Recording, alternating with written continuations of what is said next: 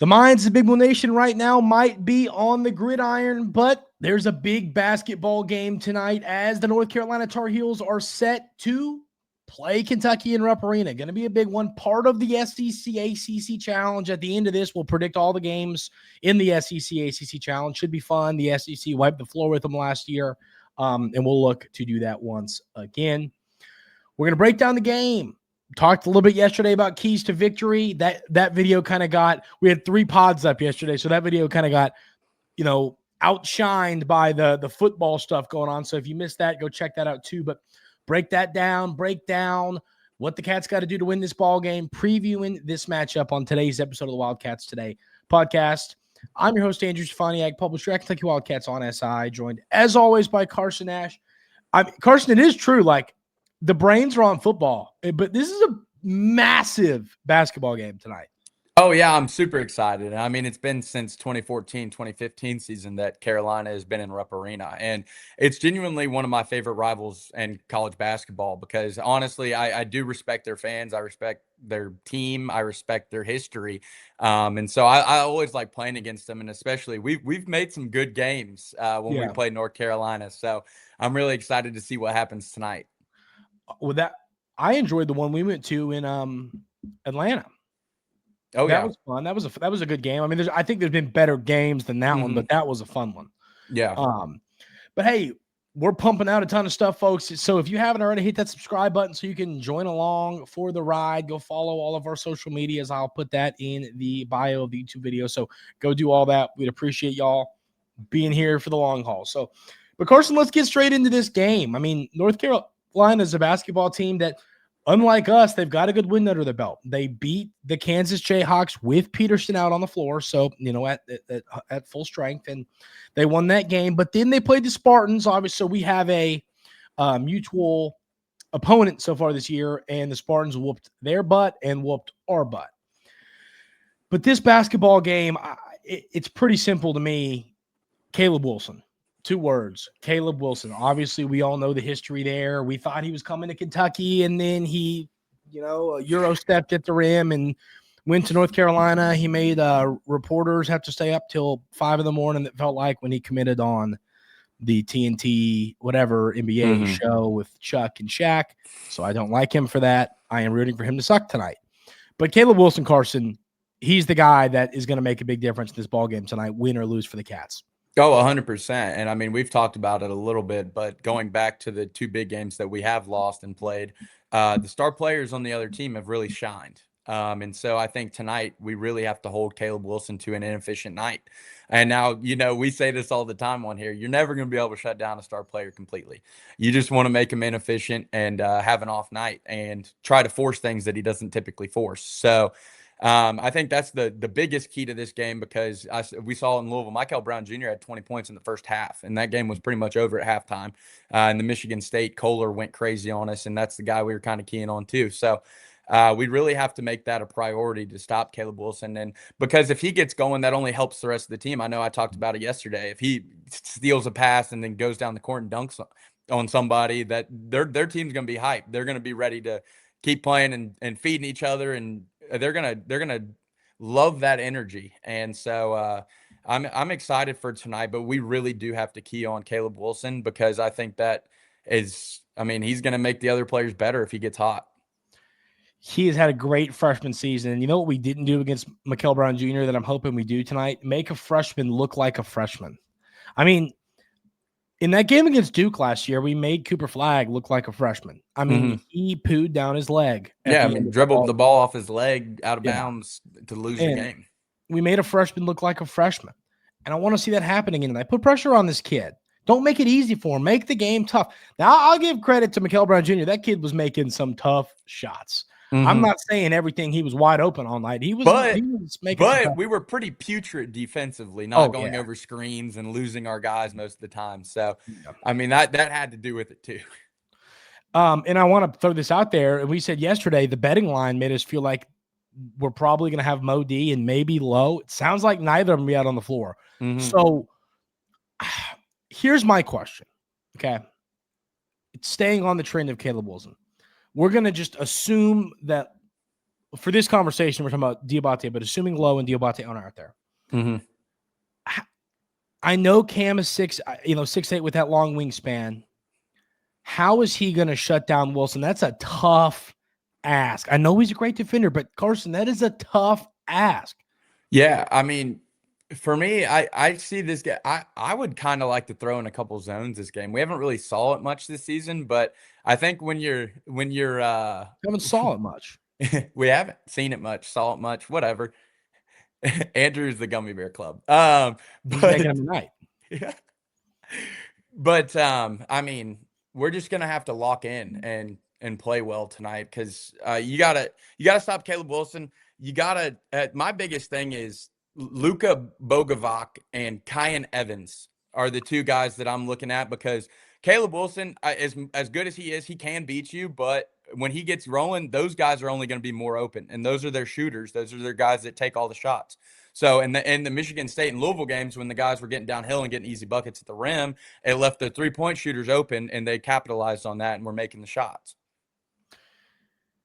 The guy that I'm kind of sitting here a little bit more worried about than those two guards, but everything you're saying, you're exactly right. We were so worried about the bigs in that Michigan State game and what killed the us. Threes were wide open all the three. game. We're like, we shoot better than they do, and then we just left them open and then made them all. So I guess for me, I'm looking at their big guy, their center, Henry Visar. This kid's good. That was the takeaway from this film. He's a long, tall 7-footer, averaging 15.9 points, 8.3 rebounds. And the kid's played a lot of college ball. He came over from Arizona. He started 5 games last year for the Wildcats of Arizona, played in 37, averaged 9 points. He's a good player. He's, college basketball veteran, the third-year guy. And I think that how Malachi, I mean, we're all assuming Malachi's going to be out there starting again. Malachi needs to play well against that kid because that kid's got more experience, and that's important in this matchup. So I think our front court defense is the most concerned I am about this game. But then off of that point is exactly what Carson just said, which is you cannot let the focus be so much on that front court that their guards are just nailing threes all night. Yeah, I mean, because that's exactly what happened with Michigan State. Literally. We went into the game and we're like, they have a really good front court. We really have to put pressure on that front court. And they were still getting buckets in the front court, but the buckets allowed them to have open shots on the outside, and that killed us. I mean, that's why we had no chance in that game. Yeah, exactly. It was the main issue. And the problem was they beat us, but they didn't just beat us in the backcourt or the front court. They beat us all around. And I think that stemmed from being so hyper-focused. And we saw it a lot. I remember there was a play where I think it's this play. I think I still have it. It's not the Brandon Garrison play. Sorry, I love playing that. It's this play. Watch this. Watch Colin Chandler in this play, if this is the one I'm remembering. Mm-hmm.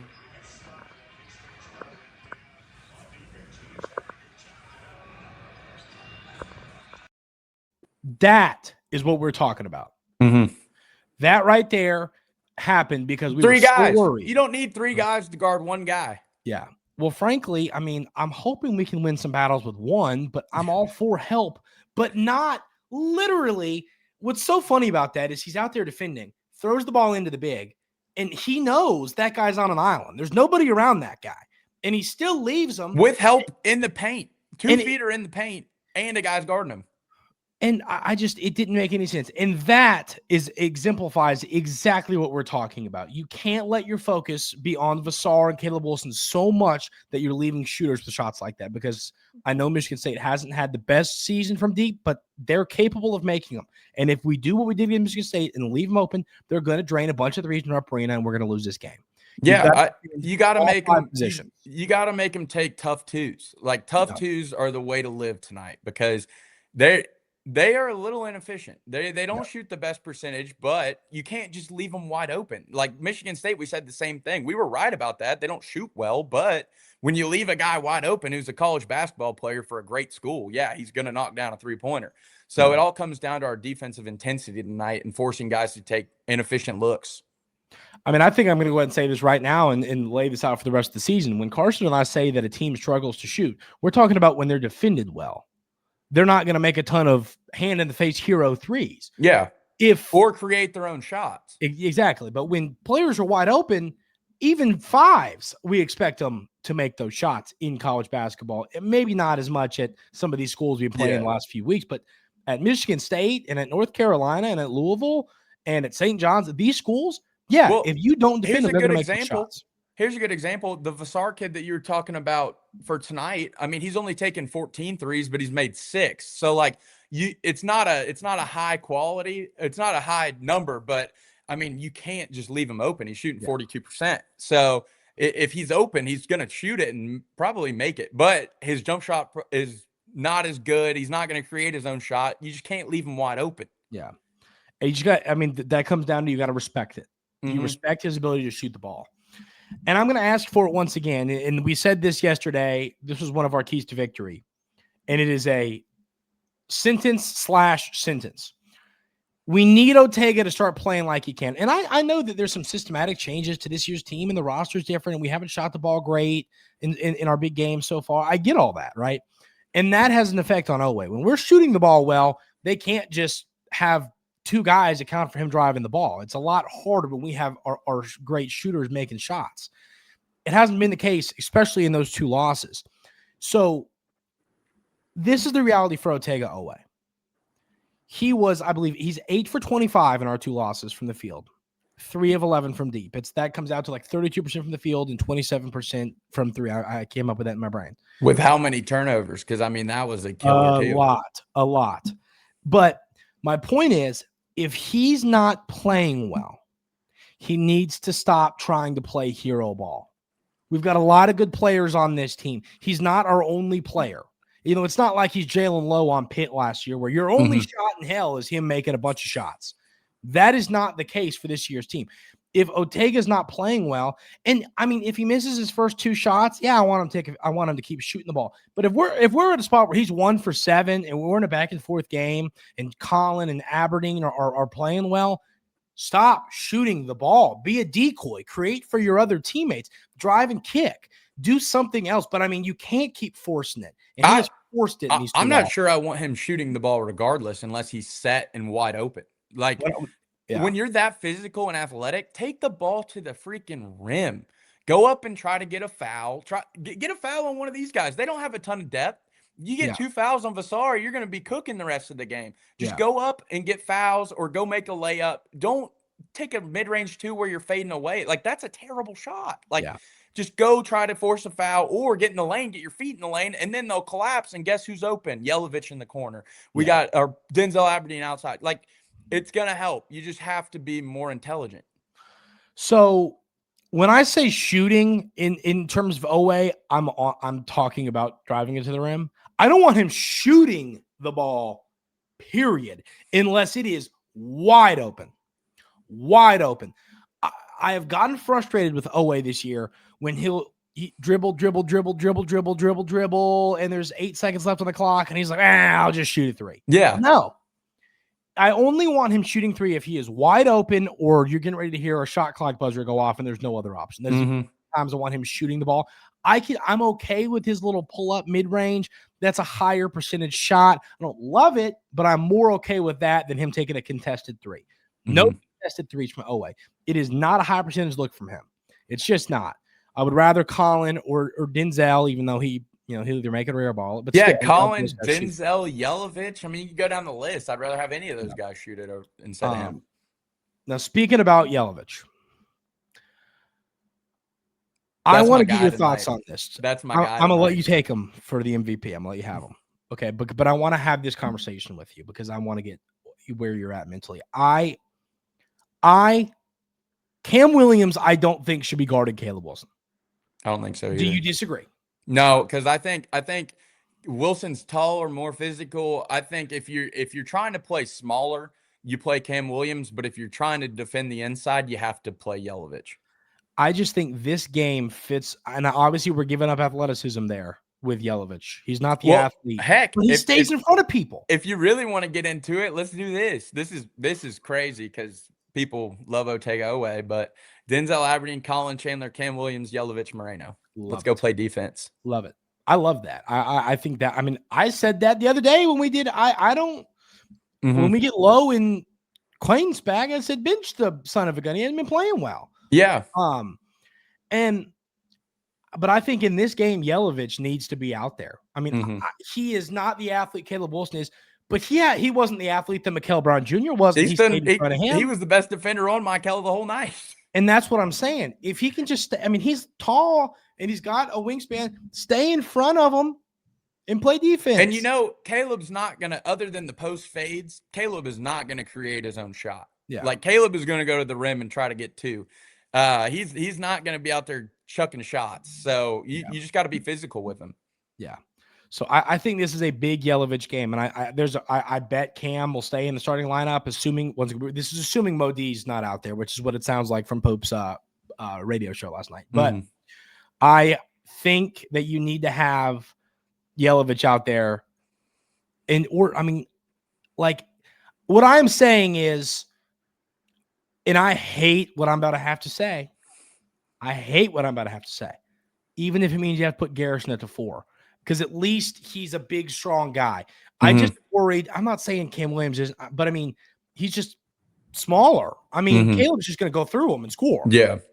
And that's why I like Cam Williams at 3, because he can put the ball on the ground. We've seen him take it to the rim, hit some Euro steps. Like, he can create. So I think him at the 3 would be a good fit. And he's long, big. Like, that's a good switch guy to have. Running around at your 3 position in different situations. I just don't think this is And small ball, he's fine to play the 4. It's just this team's bigger. Yeah, I just don't think this is a good night to have Cam at the 4. That's my take. I mean, and he's going to play it some, but I'm worried that will be a problem. Because I think rebounding is the biggest key for me in this game, because I saw St. Bonaventure get a bunch of second chance opportunities, and I think that could be huge for us. And Malachi and Yelovich in there, they both are awesome at rebounding the basketball, so that could be huge for us tonight. Exactly. But I mean, I think winning on the boards, don't win the turnover battle, don't turn it over, turn them over. I think you win those 2 categories and do everything we said, you're going to win this game.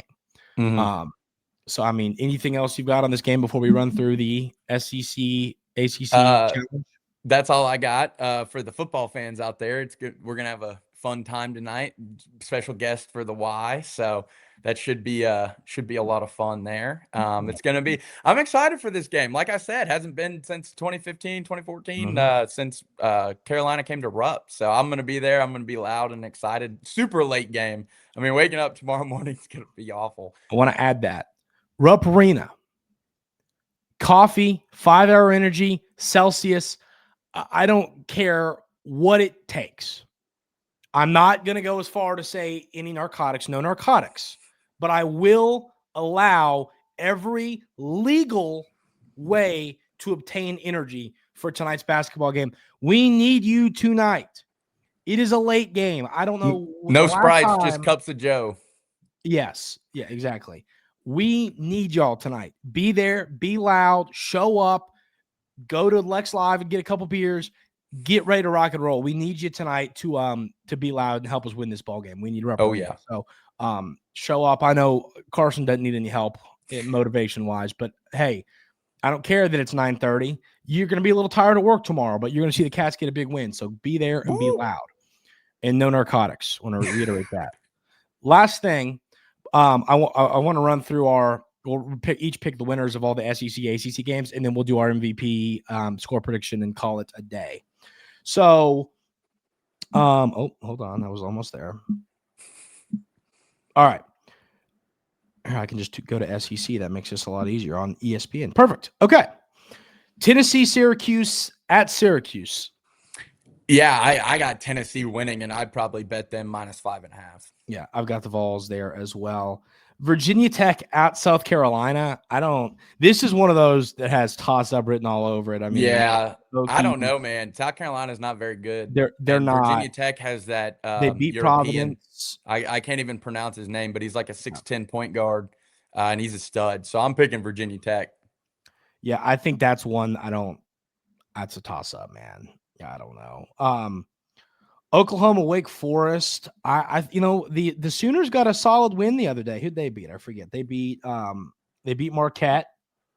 I'm going to take I'll take the Sooners. The Sooners to go get that win. Texas A&M at Pitt. I'm going to take the Aggies in that one. Mm-hmm. Eat shit, Pitt. Taking the Aggies. Yeah.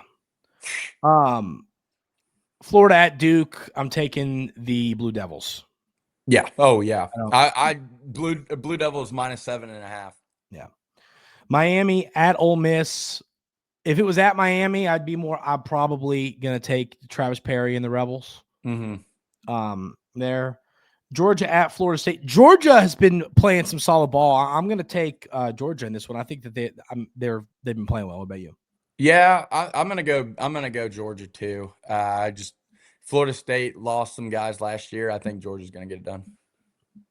Missouri plays at Notre Dame. Missouri has yet to play anybody. Their opponents: Howard, SEMO, VMI. Oh, they played Minnesota, but are we going to label that under anybody? Prairie View, South Dakota, SC State, and Cleveland State. So I think that 8-0 is a little inflated. Notre Dame at least has played some folks at home. I think I'm going to take the Irish. Yeah, I'm taking the Irish. We've played there before. It's kind of a tough place to play. So I remember that game. I was at the beach. NC State at Auburn, home. Will Wade. If it was on the road, it'd be a little, but I'll probably take Auburn and win that one at home. Yeah, I'm going to go Auburn at home too. Auburn's hard to beat at home, but watch out for Will Wade. That could be closer than you think. Dude can coach. This is a good ball game. Louisville at Arkansas. I think Louisville terrorizes them. I kind of do too, as much as I hate to say it. I think they blow them off the court. I thought that Arkansas had a squad. Can't even play offense. I thought that they were going to have a squad, but I mean, they've already lost to Michigan State. That was a close. Now that we know what we know about Michigan State, they played them tough. Yeah, but Arkansas is built like that. That's the kind of team they are. They're not a team that's going to put up 90 points. They're going to play you in a fight. Like it's going to be a street fight when they play you. I'm going to take the Cards. If it was in Fayetteville, I'm sorry. If it was in Louisville, I would probably say by a very wide margin. I think this is going to be tight. I do think it's going to be tight, but I am Cards -5.5. Yeah.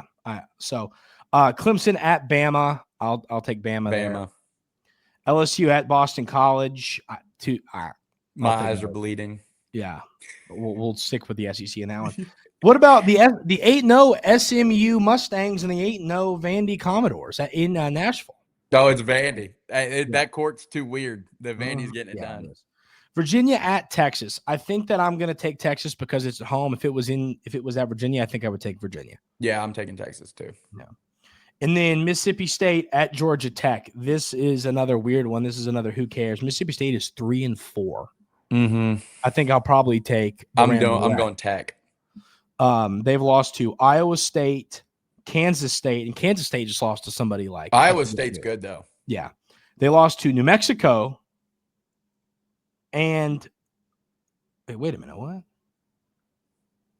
Oh, and then they lost to SMU. They lost to the SMU team that we're talking about going to play in another game. So for a minute, I was like, did they? I confused myself. But yeah, I'll take the Ramblin' Wreck in that one. Yeah, I'm the same. I think the SEC is going to win it. I'm pretty sure last year was like 14-2. Yeah, I think the only two teams that lost were Kentucky and Auburn, which were two of the better SEC teams. Yeah. So I think the SEC wins this again this year, but I think that the gap's going to close a little bit just because I think those bottom tier, the bottom tier are not as good as they were last year, and I think our game is going to have a big impact. I think ours, Arkansas, and Virginia Tech. I think that one is a swing game too. Like all the swing games are big impact games. So we'll see there. But all right, Carson, give us. I'll go first today. This is where it's going to be scoring wise. I think it's going to be interesting, but I am going to take us to win this one. I'm going to take us to win 82-76. I think it's going to be a close game, and we're going to kind of free throws and pull away. I think this is going to be a tight one. That spread's down to 5.5. So I guess based on that, I'd take us to cover. But MVP, I think that I'm going to go with Colin Chandler. I mean, he's shown us up for us in big moments. He's been the guy that shot the ball well. We're going to need him to do it tonight. I would take Yelovich, but I know you're going to do it, so I'm leaving you to have it. But I just want that to be known. I also believe Kid's going to have a big night. So I'm going to take Colin Chandler. I think we need him to shoot the ball well tonight. If he shoots the ball well, it makes way better, and I think it leads to a Kentucky victory over the Tar Heels. 100%. I've got us at 85-74. I think we win by 11. Okay. Vegas kind of knows what they're doing with the lines. I know we thought the Louisville one was crazy, but got to listen to Vegas. They make the big bucks over there. So I think my MVP is I was going to go Yelovich. I think I'm going to go the front court. I think I'm going Malachi Moreno and Yelovich together because I think the rebounding in this game is going to be crucial, and I think both those guys are going to step up to that challenge. So you're pulling the move where you take 3 first touchdown scorers, and then if one of them hits, you're like, I'm a genius. You take 3 touchdown scorers, put 5 apiece on them. You're going, if you hit, you're up. You are going to profit. Unless it's like, the Derrick Henry, where he's like plus 250. But besides that, yes. So that's all we got. I'm going to reach out to my buddy over at Locked On Ducks, Spencer McLaughlin, to see if we can get him on just for a short segment to talk a little bit about Coach Stein, a really smart guy, a big college football mind. So we're going to try and get him on. Got a quote from him yesterday. Got an article up on that on the website. And a little update on football, too. Matt Ponatoski is signing on Wednesday. He announced that he was going to push it back and wait until the later period. But since the change happened, he's signing. And so we got an absolute stud. Yeah. And he's going to play baseball and football at UK. So that's going to be super fun to watch. Massive news. So there you go. That's going to do it for us today. We'll be back with you tomorrow to talk about whatever happens tonight, and then we'll have another football video out this week, and then we've got Gonzaga previews. It's going to be it's already the busiest week in Wildcats Today history, and that's going to continue throughout the week. So join along, hit that subscribe button. We'd appreciate you. Big one tonight, Rupp Arena. Show up, be loud, no drugs. Let's go, Cats. Have a great night, and we'll see you all tomorrow morning.